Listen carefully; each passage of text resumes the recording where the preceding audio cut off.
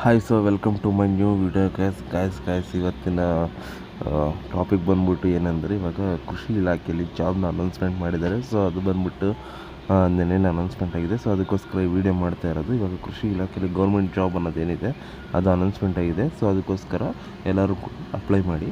So ಯಾವ ರೀತಿ apply ಮಾಡೋದು ಅನ್ನೋದನ್ನು ನಾನು ಈ ವಿಡಿಯೋದಲ್ಲಿ ತಿಳಿಸ್ಕೊಡ್ತಾ ಇದ್ದೀನಿ. ಮೊದಲನೇದಾಗಿ ಕೃಷಿ ಇಲಾಖೆಯಲ್ಲಿ ಸುಮಾರು ಜಾಬ್ಗಳು ಹುದ್ದೆಗಳು ಬಿಟ್ಟಿದ್ದಾರೆ. ಸೊ ಅದರಲ್ಲಿ ಸುಮಾರು ಹುದ್ದೆಗಳಲ್ಲಿ ಬಂದ್ಬಿಟ್ಟು ಕೆಲವೊಂದಕ್ಕೆ ಗ್ರ್ಯಾಜುಯೇಷನ್ ಪೋಸ್ಟ್ ಬೇಕಾಗಿರುತ್ತೆ, ಕೆಲವೊಂದಕ್ಕೆ PUC ಆಗಿದ್ದರೆ ಸಾಕಾಗಿರುತ್ತೆ. ಓಕೆ, ಅರ್ಜಿ ಸಲ್ಲಿಸೋದಕ್ಕೆ ಡೇಟ್ ಬಂದ್ಬಿಟ್ಟು ಇಲ್ಲಿ ಅನೌನ್ಸ್ಮೆಂಟ್ ಮಾಡಿದ್ದಾರೆ. ಏಪ್ರಿಲ್ 19ರಿಂದ ಮೇ 12ರವರೆಗೂ ಇನ್ನೂ ಟೈಮ್ ಇದೆ. ಸೊ ಇನ್ನೂ 10 ಡೇಸ್ ಟೈಮ್ ಇದೆ. ಸೊ ಅಷ್ಟರೊಳಗೆ ಅಪ್ಲೈ ಮಾಡಿ.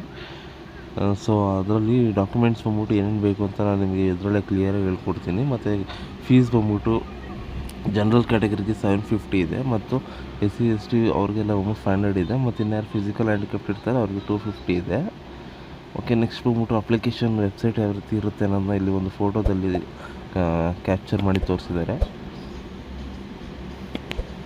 ನೆಕ್ಸ್ಟ್ ಇವಾಗ ನಾನು ಏನಂದರೆ ಯಾವ ರೀತಿ ರಿಜಿಸ್ಟರ್ ಮಾಡೋದು, ಮತ್ತು ರಿಜಿಸ್ಟರ್ ಮಾಡಿದ್ಮೇಲೆ ಯಾವ ರೀತಿ ಅಪ್ಲೈ ಮಾಡೋದು, ಮತ್ತು ಏನೇನು ಡಾಕ್ಯುಮೆಂಟ್ಸ್ ಬೇಕು ಪ್ರತಿಯೊಂದನ್ನು ಈ ವಿಡಿಯೋದಲ್ಲೇ ತಿಳಿಸ್ಕೊಡ್ತೀನಿ ಗೈಸ್. ಅದಕ್ಕೆ ವೀಡಿಯೋನ ಸ್ಕಿಪ್ ಮಾಡೋದಂಗೆ ಫುಲ್ಲು ಡೀಟೇಲಾಗಿ ನೋಡಿ. ವಿಡಿಯೋ ನಿಮಗೆ ತುಂಬ ಹೆಲ್ಪ್ಫುಲ್ ಆಗ್ಬೋದು. ನೆಕ್ಸ್ಟ್ ಬಂದ್ಬಿಟ್ಟು PDF ಯಾವ ಪೋಸ್ಟ್ಗೆ ಯಾವುದಾದ್ರು ಡೀಟೇಲ್ಸ್ ಕೊಟ್ಟಿರ್ತಾರೆ, ಮತ್ತು ಡೀಟೇಲ್ಸಲ್ಲಿ ಬಂದ್ಬಿಟ್ಟು ನಿಮಗೆ ಯಾವ ಪೋಸ್ಟಿಗೆ ಯಾವ ಡೀಟೇಲ್ಸ್ ಬಂದ್ಬಿಟ್ಟು ಎಲಿಜಿಬಲ್ ಇರುತ್ತೆ ಅನ್ನೋದನ್ನ ಇಲ್ಲಿ ಮೆನ್ಷನ್ ಮಾಡಿರ್ತಾರೆ.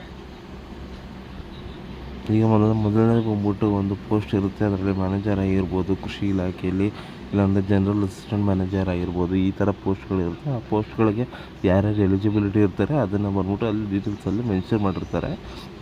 ಮತ್ತು ಯಾವ ಕ್ಯಾಟಗರಿಗೆ ಎಷ್ಟೆಷ್ಟು ಅಲಾಟ್ಮೆಂಟ್ ಆಗಿರುತ್ತೆ ಅನ್ನೋದನ್ನು ಕೂಡ ಈ PDF ತಿಳಿಸ್ಕೊಟ್ಟಿರ್ತಾರೆ. ನೆಕ್ಸ್ಟ್ ಏಜ್ ಬಂದ್ಬಿಟ್ಟು ಏನಾಗಿರುತ್ತೆ ಅಂದರೆ 18ರಿಂದ ಅಬೋ 18ಇಂದ ನೆಕ್ಸ್ಟ್ 35 ಇಲ್ಲ 40 ಅಷ್ಟೇ ಏಜ್ ರಿಲ್ಯಾಕ್ಸೇಷನ್ ಬಂದಿರೋದು. 40ವರೆಗೂ ಯಾರ್ದು ಏಜ್ ಇರುತ್ತೆ ಅವರು ಬೇಕಾದ್ರೆ ಅಪ್ಲೈ ಮಾಡ್ಬೋದಾಗಿರುತ್ತೆ.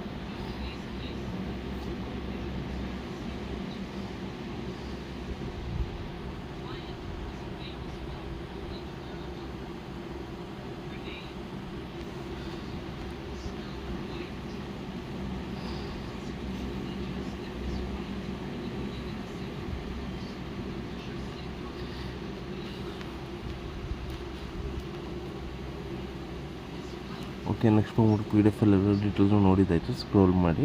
ಓಕೆ, ಈಗ ನೆಕ್ಸ್ಟ್ ಬಂದ್ಬಿಟ್ಟು ಆ ವೆಬ್ಸೈಟ್ ಲಿಂಕ್ ಬರೋದಿದೆಯಲ್ಲ ಅದನ್ನು ಬಂದ್ಬಿಟ್ಟು ನಿಮ್ಗೆ ಶೋ ಮಾಡ್ತೀನಿ ಯಾವ ರೀತಿ ತೊಗೋಬೇಕು ಅಂತ. ಅಲ್ಲಿ ನೋಡಿ KE AO ಮತ್ತು AO ಅಂತ ಇದೆಯಲ್ಲ, ಆ ವೆಬ್ಸೈಟ್ ಮೇಲೆ ಕ್ಲಿಕ್ ಮಾಡಬೇಕಾಗಿರುತ್ತೆ. ನೆಕ್ಸ್ಟ್ ಆ ವೆಬ್ಸೈಟ್ ಮೇಲೆ ಕ್ಲಿಕ್ ಮಾಡಿದ ಮೇಲೆ ನೀವೇನು ಮಾಡಬೇಕಂದ್ರೆ ಈ ರೀತಿಯಾಗಿ ವೆಬ್ ಬ್ರೌಸರ್ ಅನ್ನೋದು ಓಪನ್ ಆಗುತ್ತೆ. ಈ ವೆಬ್ ಬ್ರೌಸರ್ ಓಪನ್ ಆದಮೇಲೆ ಜಸ್ಟ್ ನಿಮ್ಗೆ ಅಲ್ಲೊಂದು apply no on KA portal ಅಂತ ಏನು ಕಾಣಿಸ್ತಾ ಇದೆ ಅದ್ರ ಮೇಲೆ ಕ್ಲಿಕ್ ಮಾಡಿದ್ರೆ ಡೈರೆಕ್ಟಾಗಿ ನೀವು KA ಪೋರ್ಟಲ್ ಮುಖಾಂತರ ಅಪ್ಲೈ ಮಾಡ್ಬೋದಾಗಿರುತ್ತೆ. ಅಪ್ಲೈ ಮಾಡೋದಕ್ಕೆ ಏನೇನು ಡಾಕ್ಯುಮೆಂಟ್ಸ್ ಬೇಕು ಅಂದರೆ ಆಧಾರ್ ಕಾರ್ಡ್ ಆಗಿರ್ಬೋದು, ನಿಮ್ಮ ಒಂದು ಪಾಸ್ಪೋರ್ಟ್ ಸೈಜ್ ಫೋಟೋ ಆಗಿರ್ಬೋದು, ಅದೇ ನಿಮ್ಮ ಸಿಗ್ನೇಚರ್ ಆಗಿರ್ಬೋದು. ಅದಾದಮೇಲೆ ನಿಮ್ಮ ಕ್ವಾಲಿಫಿಕೇಷನ್ ಡೀಟೇಲ್ಸ್ ಆಗಿರುವಂಥ SLC marks card, PUC marks card, ಮತ್ತು ಡಿಗ್ರಿ ಮಾಡಿದರೆ ಡಿಗ್ರಿ ಮಾರ್ಕ್ಸ್ ಕಾರ್ಡು, ಅದರಲ್ಲಿ ಕಾನ್ವೊಕೇಷನ್ ಸರ್ಟಿಫಿಕೇಟ್ ಅಂತ ಇರುತ್ತೆ, ಅದು ಮೇನ್ ಎಲಿಜಿಬಿಲಿಟಿನ ಹೊಂದಿರುತ್ತೆ. ಇಷ್ಟು ಡಾಕ್ಯುಮೆಂಟ್ಸ್ನ ಹೊಂದಿರಬೇಕು. ಇಷ್ಟು ಡಾಕ್ಯುಮೆಂಟ್ಸ್ನ ನೀವು ಎಲ್ಲನೂ ಕೂಡ scan ಕಾಪಿಲಿ around 100 KB to 200 KB ಅಷ್ಟರಲ್ಲಿ ನೀವು ಸ್ಕ್ಯಾನ್ ಮಾಡಿ ಇಟ್ಕೊಂಡಿರ್ಬೇಕಾಗುತ್ತೆ.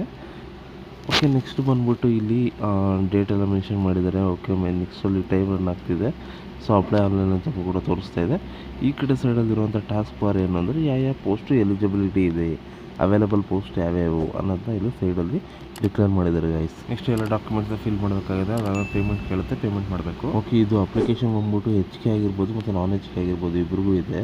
ಒಂದು ಬಂದ್ಬಿಟ್ಟು ಹೈದರಾಬಾದ್ ಕರ್ನಾಟಕ, ಅವರೆಲ್ಲ ಯಾದಗಿರಿ ಆಗಿರ್ಬೋದು ಮತ್ತು ಉಡುಪಿ ಆಗಿರ್ಬೋದು ಈ ಸೈಡಲ್ಲಿರೋರಿಗೆಲ್ಲ ಅಪ್ಲೈ ಆಗುತ್ತೆ.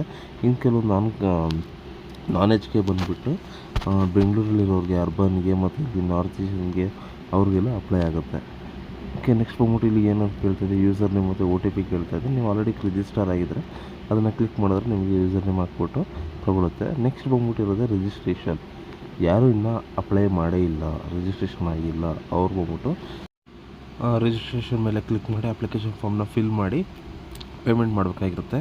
ಇದಾಗಿತ್ತು ಇವತ್ತಿನ ವೀಡಿಯೋ. ಆದಷ್ಟು ಈ ವಿಡಿಯೋನ ಲೈಕ್ ಮಾಡಿ, ಶೇರ್ ಮಾಡಿ, ಸಬ್ಸ್ಕ್ರೈಬ್ ಮಾಡಿ ಫ್ರೆಂಡ್ಸ್. Thank you.